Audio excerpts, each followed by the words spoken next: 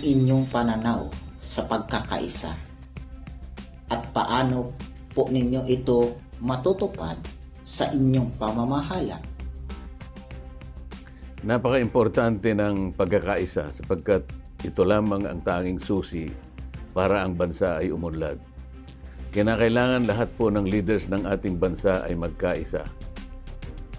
Unang-una, yun pong pagbibigay ng plano at kung paano tutuparin, lalong-lalo na po yung mga batas na naisagawa na, lalong-lalo na po yung magaganda na batas na naipasa na.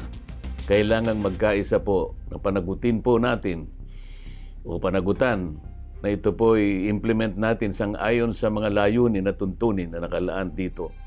Ito lamang po ang paraan sapagkat ang mga batas ay ginawa para sa kapakanan ng mamamayang Pilipino. Hindi dapat masayang ang mga ito.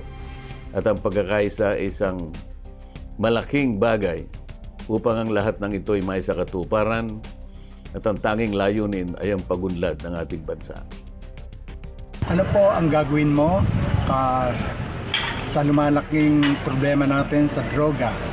Kailangan po ay paigtingin po natin ang enforcement po ng mga batas kung paano natin masusugpo ang paggamit ng ipinagbabawal na gamot. Sapagkat ito po ay nakakasira hindi lamang po sa kinabukasan ng ating mga anak at mga kabataan, kung hindi ito po ay nakakasira ng pamilya at ang pamilya pa naman ay ito ang pinakamaliit na unit ng ating lipunan. Kapag ang droga po ay nanatili at yan ay hindi nasawata, malaki po ang disgrasyang aabutin ng ating lipunan. Kaya pagsikapan po natin sa magitan ng mga batas na ginawa para ito'y supilin, para ito'y pigilin, at mapanatili po ang tatag at lusog ng ating mga pamilya. Ito po'y para sa isang matatag na republika. Ano kaya ang magandang tulong na may gagawa nyo sa kagaya namin mga driver? Malaki po ang aking magagawa sapagkat ang lahat po ng mga batas na ginawa para po sa transportation, ang una pong nakita kong problema ay ang hindi tamang pagpapatupad o sablay na pagpapatupad. Yun lamang pong pagrerehistro po ng mga halimbawa, yung mga tricycles natin. Napakamahal po ng sinisingil. Samantalang ang insurance po ay makukuha nila sa 100 pesos lang o 80 pesos. Ngunit pagka ito po inirehistro, mga 600 to 700. Pati po yung mga ruta ninyo, mga prangkisa, kailangan pong usisain lahat. Sapagkat ang transportation ay pagdaloy po at sa pagmomobilize po ng ating mga kababayan sa produkto, sa pangsakayan, napakalaki po ng role ninyo. Kaya ayusin po natin ang lahat ng batas na may kinalaman sa inyong industriya sapagkat ito'y makabubuti sa ating bansa. Kaming mga malalagat, ang inalam dito may ubos nga presyo kay malipay naman ganing niyo. Muso usog 5 pesos kay para makuha po ng among mga income sa matag adlaw ba nga dili pag mitawon makagastog dako. Enta hinapon ta nga ilan ning hatagag solusyon sa mga midagag kandidato karong 2026. Ang maaari po natin gawin dyan ay alisin na po natin ang excise tax sa petrolyo at talagang immediately bababa po ang presyo po ng ating ginagamit na fuel o gasolina para sa inyong pangingisda. Kung hindi naman natin magagawa ng lubusan yon, kailangan po mas-subsidize po ang inyong pangingisda. Sa ibang bansa po kasi ganun ang ginagawa eh. Binibigyan pa nga po ng mga libreng mga makina ang inyong mga bangkang pangisda upang sa gano'n ay makalayo kayo at marami po ang inyong mahuhuling isda. At kapag marami po ang huli, alam naman po natin na ito ay malaking bagay, dagdag na kita para sa inyo. Pagtutuunan po natin ng pansin ang lahat ng yan sapagkat ang mangingisda po ay napaka-importante ang kanyang role sa ating bansa. Napakalaki po ng ating karagatan, pagyamanin natin at kinakailangang makapag-take advantage po tayo sa inyong mga kasipagan. Ang mga campaign material na nakalaganap sa ating kapaligiran ngayon ay halos lahat gawa sa plastic. Sakaling maupo sa posisyon ang mga tumatakbong senatorial candidates, Ano po ba ang inyong magiging bahagi sa nasabing Republic Act na ito? Gayong kayo po mismo sa inyong mga nasasakupan, sa inyong mga pangangampanya, ay kayo na po ang mismong lumalabag. Hindi naman po paglabag ang paggamit po ng tarpaulin.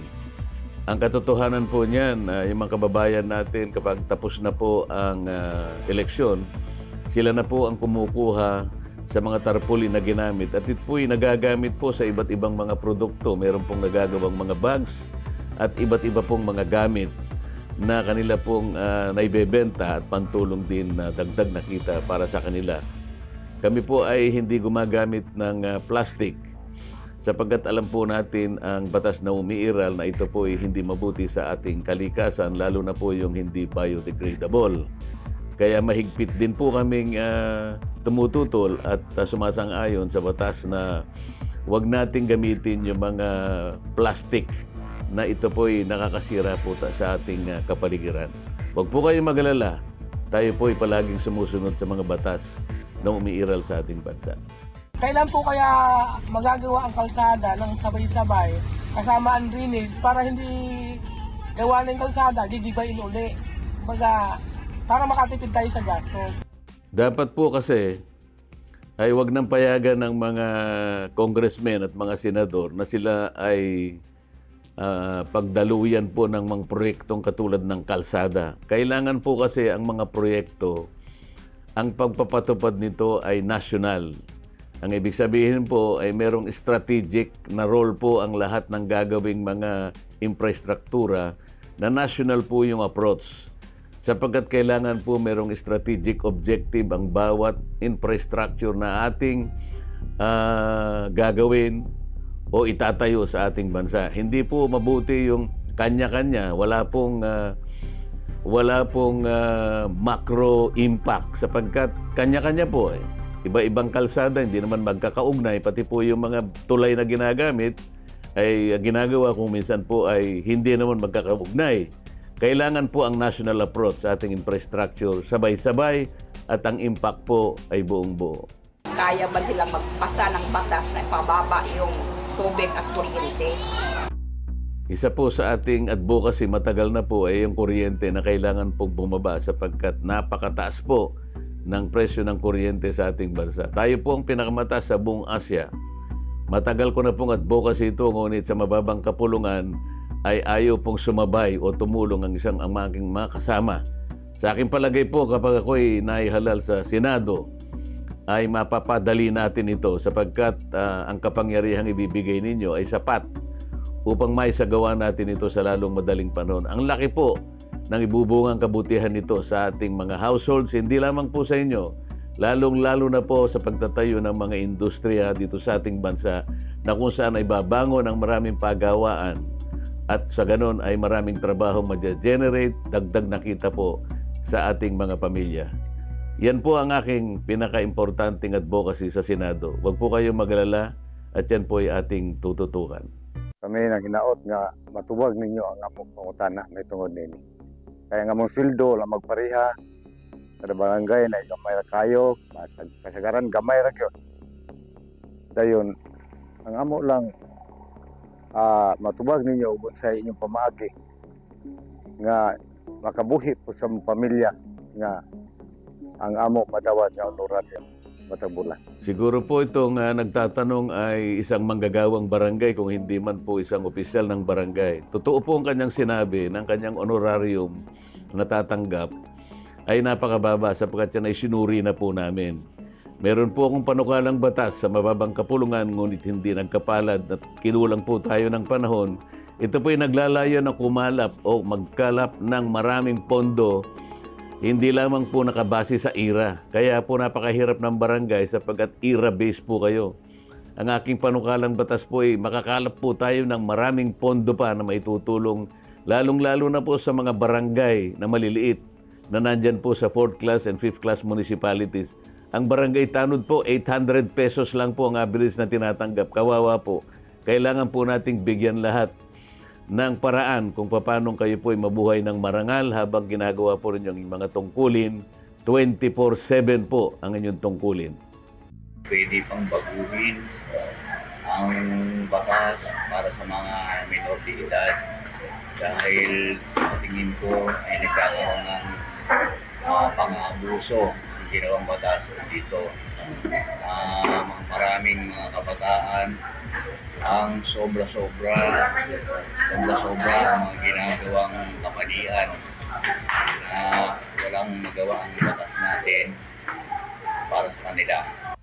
Pwede po nating baguhin ang batas, lalong-lalo na po yung may kinalaman po sa pananagutan po ng magulang na talagang gwardyahan o kaya disiplinahin ang kanilang mga anak na sa maraming pagkakataon nakagagawa po ng maraming paglabag. Kasi po may mga batas tayo na kung minsan po ay hindi masyadong nabibigyan ng kaukulang pagdidisiplina sa ating mga kabataan dahil nga po sila'y murang edad lang, ang karaniwan ay walang pinapataw na parusa.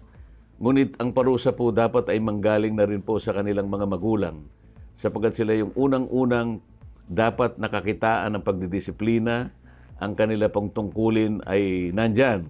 Kaya sa laki po siguro ng ating pananagutan, kailangan palakasin po natin at bigyan natin ng panibagong tungkulin ng magulang para gwardyahan at kanilang gabayan ang kanilang mga anak. Ano ang pinaka-epektibong platapormang gagawin nila? Sa akin po siguro, ang pinakamalaking contribution na may bibigay ko ay yung suriin natin yung pagpapatupad ng maraming batas na magaganda na naipasa ng Kongreso sa maraming panahon. Katulad po ng singil ng kuryente na sinasabi po ng batas ay kailangan pong maidulot ito sa mga mamamayan sa murang halaga. Ang pagpapatupad po ay hindi po naging maganda sapagkat kabaligtaran ang nangyari. Ang dami rin pong mga batas tungkol sa pagsasaka na hindi po nabigyan ng tamang pagpapatupad. Katulad po nung huwag na tayong mag-importa kapag naitatanim naman natin ang isang crop sa maraming quantity. Meron din pong batas na kailangan pong pahiramin ang ating mga farmers ng mga bangko, pribado o publiko. Ngunit hindi po natutupad. Sa makatwid, ang kailangan po natin gawin ay bantayan ang pagpapatupad po ng ating mga batas. Isa pong napakabuting oversight duty ng isang senador yan. Ano yung mga magagandang plataforma nila ngayon, lalo na sa mga estudyante? Sa mga estudyante ay panatilihin po natin yung kakayahan na mapaaral po natin sila. Dahil po yung mga batas na ginawa, nandyan pa rin po yung sablay na pagpapatupad. Yung Unifast po ay hindi naman talaga naipatupad sang-ayon sa kanyang simulain o yung kanyang layunin. Marami pa rin pong hindi nakapag-aaral dahil yung pondong nauukol dyan, yung mga criteria po na hinahanap, kung minsan po ay hindi na po masyadong realistic. Kaya pagsikapan po natin na mabigyan po ng ganap na kalayaan at karapatan makapag-aral ng kabataan sapagkat ang pag-aaral po ay tinatawag nating great equalizer. Kahit isa man lang sa isang pamilya po ay makapag-aral sapagkat ito'y magiging tuntungan ng kanilang kinabukasan. Iba po yung nag-aral, iba po yung may nalalaman. Kung ano po yung mga pangako nila is matutupad po ba? Ganon. Ako po, pag pinangako ko, ginagawa ko. Hindi ko lamang po alam doon sa iba na pabalik-balik na po sa Senado. Na mapapansin po ninyo, hindi lang 2 beses, hindi lang 3 beses, meron na pong 4 na beses na bumalik na po sa Senado. Kayo po ang nakakaalam kung kanilang mga ipinangako ay natutupad. Halimbawa po, ang pangako ng murang bilihin, ang pangako ng murang bigas, ang pangangako po tungkol sa ating edukasyon kung paano ito'y magiging kalidad. Ang pangako po tungkol sa paglaban sa korupsyon. Hanggang ngayon po, lubog na po tayo sa korupsyon, kaya po lalong lumubha ang buhay ng mga Pilipino. Kayo po nakakaalam. Yung nangako po sa inyo mga senador na ngayon po, mangangako uli sa inyo ng ilang beses kung ito po itinupad nila. Ako po, kung ano yung sinabi ko, ginagawa ko po. Sana na pwede po nilang maitulong sa mga kagaya ko rin na naghirap sa buhay. Ang paghihirap po sa buhay talaga ay nagaganap at magaganap pa, sapagkat hanggat hindi natin naisasaayos po ang lahat ng mga dapat na gawin, katulad po ng pagpapasigla natin sa ating ekonomiya, ay mananatili pong bagsak ang ating bansa kung pag-uusapan na yung kanyang pangkabuhayan. Sa ngayon po, ang ating national spending ay napakalaki kung ikukumpara po sa ating projected na revenue. Hindi po mabuti na ang ating bansa ay maglalatag na napakalaking gastusin, samantalang ang kanila pong inaasahang magiging kabuhayan natin ay hindi naman sapat. Kaya palagi po tayong mangungutang. Kagaya po ng taong ito, ang projected po nating deficit ay 1.5 trillion. Katumbas po yan ng 4.2 billion per day. Kailangan po nating ayusin ang lahat ng yan. Isip politiko ang sa ilo ikatabang sa na isip mangingisda. Marami po tayong may tutulong sa inyo. Unang-una na po, kinakailangan pong masubsidize kayo, lalong-lalo na po ngayon, napakataas po ng presyo ng gasolina na alam kong ginagamit po ninyo. At siguro po ay kailangan na rin na magkaroon kayo ng subsidy tungkol po sa, kailangan magkaroon po siguro ng makina na po yung mga bangka ninyo, katulad po sa bansang Vietnam, para po kayo makarami, makarating kayo dun sa mga laot, malalayo, para sa dagdag na kita po ninyo. Pag marami po kayong huli, marami kayong kita. Pagkatapos pag-usapan po natin sigurong kausapin ang China para po makapangisda kayo sa Scarborough Shoal. Yan na po ay pagdating ng panahon ay didiscuss natin sa kanila yung traditional fishing rights. Marang hindi po nyo maintindihan ngayon, ngunit sa darating na panahon ay pwede po nating talakayin sa bansang China. At alam po naman natin na maaaring ito po ay mangyari. Masulbad nila ang problema na mo. Kaya mao na ganay problema na mo. Kaning mga palaliton karon nagkataas. Kaduha ang gasolina. Kay usa kami ka mangingisda. Kagaya po ng nasabi ko sa mga ilang nagtanong na kapareho ninyo, kailangan po nating tingnan kung kailangan ng alisin po yung excise tax sa gasolina. Dahil wala po tayong source ng gasolina sa ating bansa, ang paraan lamang ay tanggalin na po natin yung excise tax dyan para mapababa natin ang gasolina. At iyan po ay magiging maganda para sa inyo, magiging mura ang gasolina. Kung hindi naman po magagawa kaagad, ay kailangan po nating isubsidize po ang inyong gamit sa gasolina para kayo matulungan naman po. Pati po yung makinang gagamitin nyo para may motorboat na po, hindi na po yung nagsasagwang kayo, napakahirap niyan, hindi kayo masyadong makalayo. Lahat po niyang mga bagay na yan ay pipilitin nating tingnan. Sapagkat alam po natin ang importansya ng pangingisda sa ating bansa. Marami po tayong karagatan at kailangan po tayong mag-take advantage. Huwag natin pong pabayaan yan. Gagawin niyo po ba yung mga sinasabi niyo ngayon bago kayo ma-elect? Parang narinig mo yata lahat ang mga sinasabi ko eh. Ngayon, kung hindi mo narinig, lahat po ng sinabi ko, lahat po ng mga pinuntahan kong lugar, ay sinabi ko sa kanila ang mga pangunahing suliranin ng ating bansa. At pipilitin po natin gawin lahat yon. Kailangan lamang makisama po lahat ang makasama natin sa Senado. Marami po tayong po pwedeng gawin, lalong-lalo na po yung kabuhayang pang-ekonomiya ng ating bansa. Ngayon po ay napakahirap po ng ating kalagayan.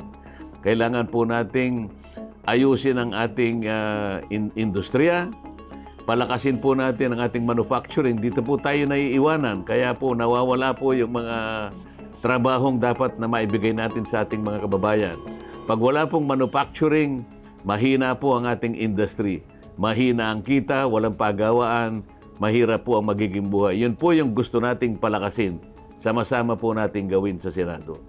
Ano ang iyong hakbang para masolusyonan ang problema ng mga underemployment?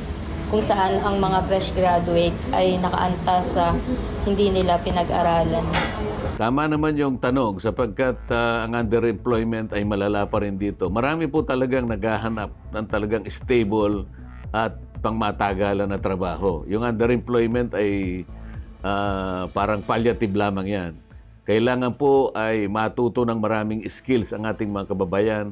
Palakasin natin ang ginagawa ng TESDA.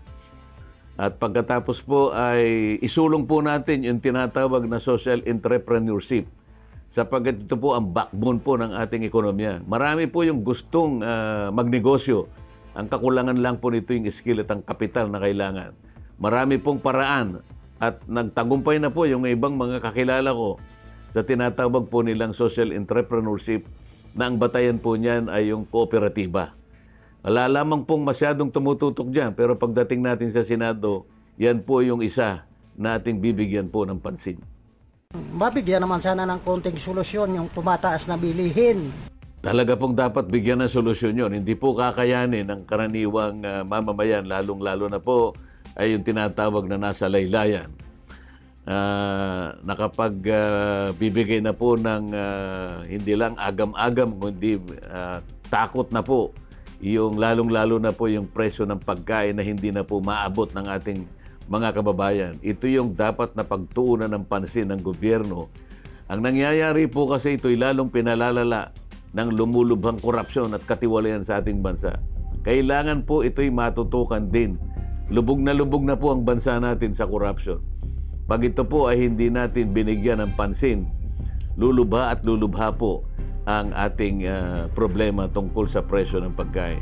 Yung korupsyon po ay may kinalaman din po sa mga sindikato na hanggang ngayon ay hindi po mapigilan. Kapag yan po hindi na solusyonan, ay babagsak po ang ating ekonomiya. Huwag tayong papayag na ito ay mangyari. Meron po ba kayong panukalang batas sa aming mga vendor para hindi po kami maparis pag kami nagtitinda? Alam po ninyo, yung pagtitinda po ay isang uri ng ugali ng Pilipino. Masisipag po ang Pilipino. Ilagay lang natin po sa tamang perspektiba. Ang nangyayari po kasi ngayon ay walang binigyan ng walang nagbigay pansin tungkol dun sa mga dako at lugar na dapat sana'y doon makapagtinda ang ating mga mamamayan. Hindi po mabuti na ang kalsada po ay nagagawa po nating tindahan. Pati po ang inyong kaligtasan ay nasasakripisyo dyan. Pagtuunan po natin ang pansin yan, kaugnay po doon sa aming malawak na pananaw na kailangan po lahat ay matuto doon sa tinatawag na social entrepreneurship. Sa konting puhunan po ay makapagtitinda kayo, makapaghahanap buhay kayo ng marangal. At sa lahat po ng mga nangyari, nagtagumpay po yung mga ibang sumubok dito. Pagsikapan po nating bigyan ng atensyon at direksyon ang bagay na ito. Anong magandang magagawa nyo sa aming mga magta-tricycle? At ano ang aasahan namin sa inyo? Mga magta-tricycle, kailangan po nating ayusin ang mga ruta ninyo para po ang ating flow ng transportation ay maging maayos. At ang local government po ay may malaking pananagutan tungkol dyan. Yung lamang pong pag-identify ng rota, hindi po mabuti, mas marami po yung tricycle kaysa mananakay. Hindi rin po kayo kikita dyan. Kaya i-rationalize po natin lahat yan. Yung ating mga regulatory framework ay dapat po nating ayusin at palakasin. Makapaghanap buhay kayo at hindi naman po kayo makasasagabal sa trapiko. Ibig sabihin, ibalansi po natin ang lahat ng ating ginagawa. Ang paghahanap buhay naman po ay pwede nating ilagay sa tama at sa lugar. At ang batas lamang po makakagawa niyan kung talagang ito'y aayusin ng mga taong may kinalaman at may interes tungkol po sa inyong kabuhayan at sa inyong sektor. Yan po ay ating bibigyan ng pansin. Kaya ba talaga ang 20 pesos kada kilo ng bigas? Paano niyo gagawin yan? Palagay ko po sa ngayon ay hindi pa po pwede yon sapagkat hindi natin pwedeng ibenta yung bigas na mas mababa pa sa puhunan. Sa ngayon po kasi sa ating bansa dahil sa taas po ng mga inputs katulad ng fertilizer, mga pestisidyo, pati irrigation, nakakapag-produce po tayo ng palay per kilo at 15 pesos. At sa 22 pesos wala po siyang kikitain doon sapagkat yung labor ay wala pa doon. Natatalo po tayo ng ibang bansa na nakakapag-produce ng palay 6-7 pesos per kilo. Kailangan po talagang suporta ng farmer at yung mga subsidy po na kailangan ay kailangan pong maibigay talaga para sa kanila. Kapag na-discourage po yung farmer na siya po'y magsaka, baka isang araw ay gigising po tayo, wala na pong gustong magtanim. Tayo rin pong mamumroblema niyan. Kailangan po nating pagsikapan na tutukan ang problema na yan. Ano pong masasabi niyo sa mga kababayan po natin na nagsasabing pro-China daw po kayo? Naipagkamali po nila siguro at hindi nila masyadong naintindihan. Ang sinasabi ko lamang po, kailangan po nating ayusin yung ating South China Sea. Ang gawin po natin sa bahaging yan na tinatawag nating West Philippine Sea, ipatala po natin kagad. Hindi po mabuti na tinatawag lang nating West Philippine Sea nang hindi po natin na ipatatala do sa pandaigdigang patalaan ng mga dagat. Kagaya rin po ng bago po kayo makapag-aral sa isang eskwela, kailangan muna kayong magpa-enroll. Pag hindi po kayo naka-enroll, kahit pasok na po kayo ng pasok sa eskwela, hindi rin po kayo magkakaroon ng recognition. At mawawalang saysay din po yung inyong ginagawang pagpasok sa eskwela. Ganon din po yung gusto natin. Yung West Philippine Sea ay atin po yun. Lagyan lang po natin ng legal na patalaan. Ilalaban po natin yan ng patayan hanggang sa huling patak ng ating dugo. Ano po ang pakinabang namin sa inyong senador kapag binoto po namin kayo? Marami po kayong magiging pakinabang. Sapagkat ako po, palagi kong ginaganapan tungkulin po na sang-ayon lamang sa katapatan, sang-ayon po sa katwiran at sa totoo lang. Napansin po niyo siguro dito sa mababang kapulungan, kahit ako na lamang po ang nag-iisang nagsasalita, lalabanan ko po silang lahat. Matupad lamang po yung tuntunin na may sa katuparan ang totoo at tapat na paglilingkod. Ang iba po kasi ay hindi magsasalita sapagkat natatakot sila. Hindi po. Pagkarapatan po ng mamamayan, ilaban po natin kahit anong mangyari. Kahit saan tayo mapunta, kahit ilan ang kalaban. Ganun po si Dante Marcoleta. Hindi po sumusurrender sa laban kapag ang laban po ay para sa katwiran at para sa kapakanan ng mamamayang Pilipino. Agree po ba kayong tulungan ng Pangulo sa pag-angat ng ating Pilipinas? Siyempre po, tayo naman ay kaagapay ng ating pamahalaan sa lalong-lalo na sa pagpupundar po ng ating ekonomiya. Hindi lamang ang ating ekonomiya, pati po yung ating buhay pampolitika. Kailangang maging matatag ang ating mga political institutions. Hindi po mabuti na mahina itong mga ito. Ang pamilya po ay isang pinakamaliit na unit ng ating political system. Kailangan din nating palakasin ang pamilya. Sa lahat po ng mga layunin at patakaran ng ating pamahalaan, sa ikatatatag nito at sa pagbibigay ng maraming o pagpapalaki ng interes, kabuhayan at ang kalusugan, edukasyon ng ating bansa. Lahat po tayo suportado ang mga initiatives na yan. Kailangan lamang po na pagsikapan natin pagtulungan ito sa magitan po ng pagkakaisa at hindi pag-aaway-away. Sa tingin niyo po, bakit karapat-dapat ka po iboto?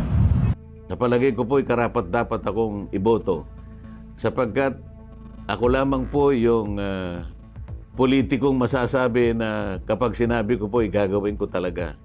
Gawin po ninyo ang halimbawa, yung mga pabalik-balik na sa Senado. Sa tingin po ba ninyo yung kanilang mga pinagsasabi at pinangako sa maraming panahon ay natupad na? Ang aking pong record sa House of Representatives, ang pakikipaglaban sa karapatan, kahit na po mahirap, katulad po ng isang network na naipasara, yan po ay mahirap sapagkat sila'y makapangyarihan at kayang-kaya po nilang sirain ang iyong political career. Ngunit dahil po sa pakikipaglaban sa karapatan ng karaniwang mamayan, na libre po ang panonood at na walang bayad, at sapagkat hindi nila binayaran ng mga buwis na karampatang ibayad sa ating pamahalaan, kahit mahirap, kahit malakas sila, ako lamang pong nag-iisang lumaban. Wala pong isamang politiko na senador ang sumama sa akin.